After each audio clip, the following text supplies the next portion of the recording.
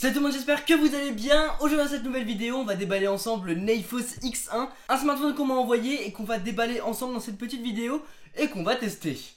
Allez, c'est parti.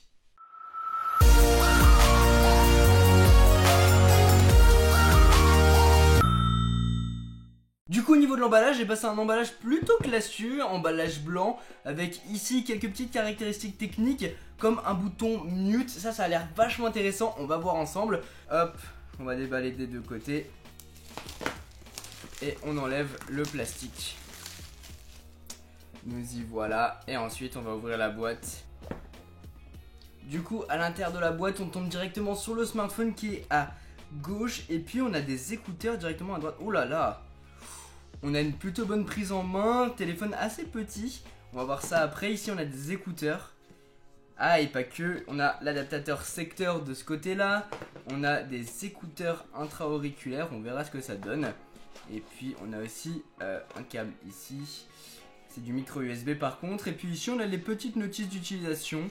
Au niveau par contre du câble, c'est du micro USB, ce qui est un petit peu dommage, étant donné que maintenant la majorité des smartphones Android tournent avec une prise USB-C. Et d'ailleurs c'est beaucoup mieux comme ça. On a des petits écouteurs et ça c'est cool. Écouteurs intra-auriculaires qui sont en plastique, qui n'ont pas en métal, mais qui sont plutôt jolis quand même. Plutôt jolis au toucher. Et puis bien sûr on a le smartphone, le Neyfos X1 du coup. Un smartphone entièrement en métal avec une empreinte digitale sur le dos. Un smartphone qu'on a plutôt bien en main, qui fait 5 pouces. 5 pouces tout simplement. Hop, ça c'est pour le dos et ça c'est pour l'avant. Vraiment cool. Nous voilà sur l'écran d'accueil de ce Neyfos qui a un écran plutôt joli à première vue. De toute façon, on va tester ça tout de suite. Ça y est, cela fait une semaine que j'utilise quotidiennement ce Neyfos X1. On va enfin pouvoir en parler en profondeur. On va commencer par son design. Alors je trouve qu'il a vraiment un design premium pour un téléphone à 200 €. On est là sur un téléphone plutôt fin en aluminium et c'est vraiment très appréciable. Dessus on va retrouver tous les boutons dont on aura besoin, dont un qui est vraiment très intéressant, c'est le bouton mute. Ce bouton mute à un cran vous permet en un seul slide de mettre en vibreur et en silencieux votre téléphone. Donc par exemple, vous êtes au cinéma, bim, un slide, vous êtes en silencieux. Vous êtes en conf call, bim, un slide, vous êtes en silencieux. Vous êtes en cours, un slide et vous êtes en silencieux et vous n'êtes plus dérangé par personne, et ça c'est vraiment génial. OnePlus le fait, j'ai vraiment beaucoup apprécié cette petite touche, et Neyfos le fait aussi et c'est vraiment très bien. Sur ce téléphone, il est en aluminium et on a vraiment une très bonne prise en main, c'est-à-dire qu'on a un écran de 5 pouces dessus avec un affichage vraiment très correct, en HD certes sur le papier, mais en tout cas lorsqu'on le voit en direct, on arrive à avoir des résultats très bien, surtout lorsqu'on regarde des petites vidéos par exemple National Geographic ou les petites vidéos d'HTC, elles sont plutôt pas mal. En tout cas on a vraiment un affichage qui a l'air vraiment pas terrible sur le papier, mais quand on le teste, c'est vraiment très bien. Cet affichage par contre, en pleine luminosité, quand vous êtes en plein soleil dehors, et bah vous voyez pratiquement rien, et ça c'est vraiment dommage. Par exemple à la caméra ça ne passe absolument pas. Donc en utilisation à l'intérieur, en utilisation à l'ombre, c'est parfait. Par contre en plein soleil c'est pas terrible. Et finalement, pour terminer avec ce boîtier, on retrouve au dos une empreinte digitale. Empreinte digitale qui déverrouille vraiment extrêmement vite votre téléphone. Un petit clic, et hop, vous êtes déverrouillé. Le seul petit inconvénient c'est que parfois il a du mal à reconnaître votre empreinte. Du coup il va falloir s'y remettre à plusieurs fois pour le faire. Et puis deuxième petit inconvénient qui ne le sera pas pour tout le monde, par exemple moi ça me dérange absolument pas, le fait que l'empreinte digitale soit au dos. C'est-à-dire que si vous posez le téléphone sur la table, et bah vous devrez prendre le téléphone, le déverrouiller avec votre doigt ou bien tracer le schéma ou votre code, peu importe. Un inconvénient pour certains, un avantage de l'autre. En tout cas moi je sais que lorsque j'ai le téléphone en poche, que je le sors et que je le déverrouille directement avec mon doigt, c'est top. Dessus c'est Android 6.0 Marshmallow avec une légère surcouche constructeur, comme on a l'habitude de le voir, surtout au niveau des icônes. Sinon on reprend exactement les mêmes fonctionnalités qu'Android stock. Vous allez donc avoir une navigation plutôt fluide sur ce téléphone et c'est très appréciable pour aller sur les réseaux sociaux, prendre des photos, envoyer des messages, aller sur Facebook, Twitter, Instagram, aller un petit peu sur YouTube, regarder des vidéos, ça suffira complètement. Après forcément si vous êtes trop gourmand et que vous voulez faire tourner des gros jeux dessus, ça va pas être fait pour ça. Pour ce qui est de la qualité photo et vidéo les amis, on a un capteur de 13 mégapixels à l'arrière, 5 mégapixels à l'avant.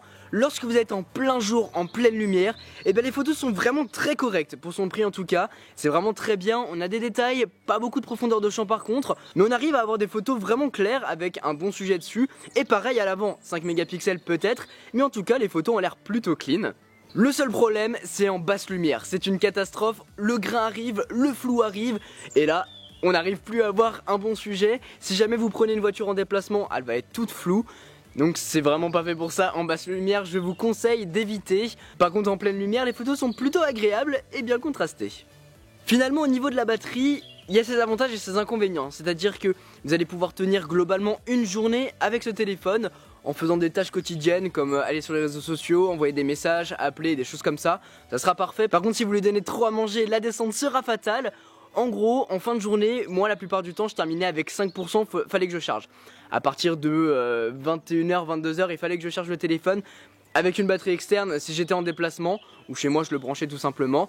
Là où c'est fort, c'est que la batterie se recharge en presque 1 heure à 100%. Et là c'est vachement bien parce que vous allez pouvoir repartir à l'aventure avec ce téléphone 1 heure plus tard environ. On est donc sur un téléphone à 200 € qui a ses avantages et ses inconvénients. On peut compter parmi ses avantages un appareil photo qui est bon en pleine lumière, une empreinte digitale qui cartonne, un bouton mute, il faut pas l'oublier celui-là qui est vraiment très bon, excellent choix de l'avoir placé. On a une qualité d'affichage qui est certes en HD mais qui fait très bien son job et le téléphone est fluide. Par contre de l'autre côté, on a une batterie qui descend très vite. Si vous êtes gourmand avec, la batterie va chuter. Et puis lorsque vous allez utiliser le téléphone en plein soleil, là c'est la catastrophe. Vous allez avoir du mal à pouvoir l'utiliser étant donné que la qualité d'affichage, même si la luminosité est au max, vous allez avoir du mal à voir ce qui est écrit dessus. Et puis on va pas oublier la qualité photo en basse lumière qui est vraiment pas bonne du tout, hein, faut être honnête. Elle est bonne en plein jour, pas bonne en basse lumière.